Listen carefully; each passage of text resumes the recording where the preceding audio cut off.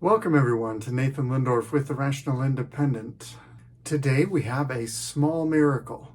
Believe it or not, Reddit is actually acknowledging that there might possibly be a counter-narrative no, that's too strong of a word. Reddit is actually acknowledging that some people think that President Biden is less than honorable. Some people have the idea that this man who's never made more than 100 to 200K a year in salary and is now worth tens of millions of dollars could possibly have done some stuff that was not on the up and up. Now, they only admit it insofar as to mock and deride such an idea and explain how it's just absolutely ludicrous to even consider that a politician could do something not appropriate. It's beyond the pale and it's silly and it couldn't possibly be taken seriously. So that's as far as they're willing to go with it. But at least they're willing to acknowledge that it's there. I thought the only thing going on in the world is that President Trump got indicted again, because that's exciting, and Pride Month, because that's pretty much all we've been talking about all month. So let's dive into this article. It's not very well written, pretty biased, but let's give it a shot.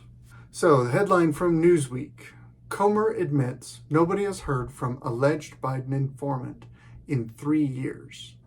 Quick little context. Apparently there was an informant for the FBI in Ukraine who has fed the FBI good information for years prior to all of this fuss and drama.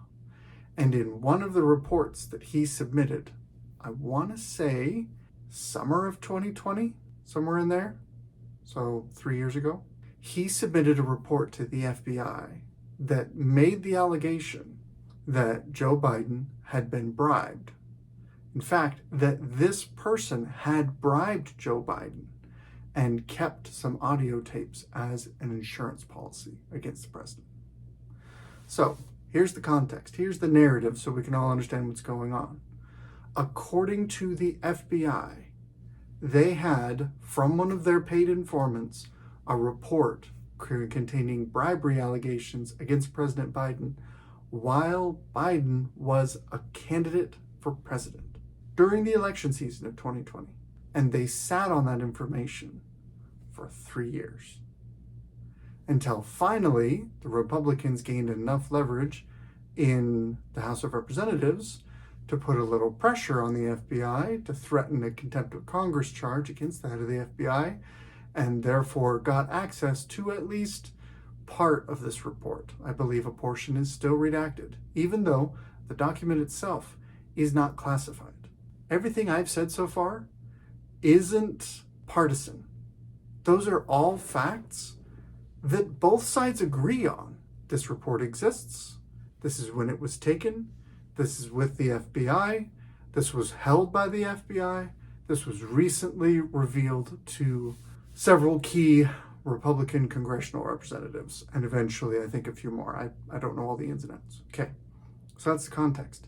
Now, the headline says nobody's heard from alleged Biden informant for 3 years. This may seem pedantic, but they play these silly parlor game language tricks all the time. Label the descriptor of alleged means we should discount this information and not take it quite so seriously. The average layperson hears that term and goes, oh, this is something that I can probably ignore. Here's the problem with that. They're alleging the existence. They're saying that the existence of this Biden informant is alleged. That's not true. The informant made allegations, but the informant himself exists, is a paid informant by the FBI, gave good information to the FBI that panned out as true prior to this, unrelated to President Biden. He is reliable in his own right. He's not alleged. He made allegations, but he is not alleged. But in the headline, if you just trick up the words a little bit, it makes it look like Comer is trying to dig out some ghost of an informant from 3 years ago. This is ancient history. It's a dumb parlor trick. It's a low, slimy move, but when the facts are bad, you kind of got to try and undermine the facts. So there you go. Moving past the headline, I'm going to give you a quote, couple paragraphs in. It's a short article. We're only going to cover really 3 points real quick. So I'm going to give you a quote, and then we're going to point out why it's aggravating. This is a quote, Comer appeared on Sean Hannity's Fox News show on Thursday to give an update to the Republican inquiry into allegations Joe Biden took part in influence peddling while vice president in the Obama administration. The serving president is also accused of engaging in corrupt foreign business dealings with his son, Hunter Biden, and Ukrainian energy company Burisma. However, the investigation has so far not revealed any real evidence to back up the claims. How do you have such a myopic, narrow worldview that you can ignore and that you can, with a straight face, claim that no real evidence exists of President Biden's corruption? How do you do that? That is so much effort. You have to basically tunnel vision your whole world and get to the point where you can really only see this one little bit, no context, please. And then you can believe that there's no real evidence so far. That's a straight-faced assertion. After discussing the idea of influence peddling, corrupt business practices, referencing his son Hunter Biden, referencing Burisma, they're saying no credible evidence. Now let me just make sure I've got it so far. Excuse me. Not presenting any real evidence of any of these claims. So the existence... I'm trying to be more on point, so I'm just going to say that's a lie. And if you believe that lie, then there's nothing to talk about here. If you're going to allow yourself to be lied to that egregiously, we're done. You won't hear anything I have to say. I guess we'll move on then. Okay, here's another fun thing, and this comes up all the time. We see it, but it's important to recognize it.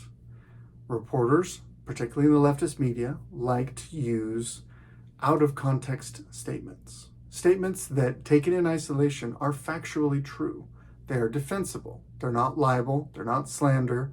They're not lies in and of themselves, but they're presented in such a way to allow the reader to draw a false conclusion.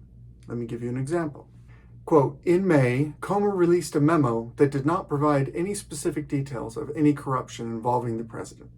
But the reason why this article exists is because Representative Comer got his hands on the report from the FBI that detailed specific allegations against President Biden within the last week or two. So new evidence has come to light. Now, this memo came out before he had access to that information. In fact, if I went and looked for it, I bet that memo says, listen, we're trying to get the specific information. We think this informant report has it. It's not classified. I'm a member of the House Oversight Committee. I need to see that document. That seems like a pretty reasonable memo to release as someone running an investigation. But that memo would not contain any specific information, specific allegations regarding corruption involving the president. The statement taken as a standalone sentence is factually true, but it makes you think, if you don't read it closely, that Representative Comer doesn't have the meat, doesn't have any real basis for his allegations. And that is another lie. And lastly, the ever-reliable paid shills. Ian Sams, again a quote, Ian Sams, the White House spokesperson, has dismissed the allegations while tweeting out a Federalist article. It alleged that the Biden family coerced a foreign national to pay them $10 million in bribes, citing an unnamed FBI source. Every time a right-wing talking point about this absurd allegation falls apart under even the slightest scrutiny, the far right moves the goalposts, Sams tweeted. You're quoting the White House spokesperson. If he says anything but this is nonsense, he gets fired. He's the White House spokesperson. The very next sentence, they quote President Biden calling these allegations a bunch of malarkey. We're accusing the accusation, the allegation is against President Biden. His choices are, this is nonsense, or no comment, or I plead the fifth. Those are basically his three choices. Plead the fifth is a problem from a PR perspective. No comment only buys you so far. When you're sitting in a press conference, you're there to comment. So no comment is a challenge. No comment means I'm not ready to make a comment yet, but I will soon. Or you can call it BS. That's not news. Granted, great, you give him his voice, he says his thing. But that is not a factual stance. That is the opinion of someone who has allegations against him, saying, I don't like those allegations, I think they're nonsense. That does not tip the scale for someone trying to analyze the situation one way or another. If it did, then you have to accept just as equally when people credibly accuse President Biden of misbehavior and he says, no, I'm perfect, everything's fine, all of you are nonsense and fake news. That's effectively Joe Biden speak for this story is fake news. If you don't like it when President Trump does it, then you can't be happy when President Biden does it. We need to demand better from our politicians. That's my Reddit rant for today. Good luck out there.